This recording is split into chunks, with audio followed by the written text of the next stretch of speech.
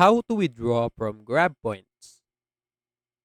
Hello, welcome to our channel, and in this tutorial I will teach you how to withdraw money from GrabPoints. So please watch till the end to properly understand the tutorial. And if you guys are wondering, you can download any Grab application on Play Store or App Store, or you can use the link down there in the video description below. So without further ado, let's get started. So right here I'm on my Grab application, and if I want to see how much Grab points I have, I can just click payments right here on the middle, and right here, as you can see, the Grab points will be redirected to your Grab Pay wallet. And if you want to, have a Grab points, you can just, purchase something, or, make purchase using the Grab Pay wallet, and eventually gives you a mystery box that contains points, and it will redirect it into your GrabPay wallet so that you will have an extra funds. And if you want to withdraw it, you can just do the usual method on transferring money from your GrabPay wallet. You can just click transfer right here,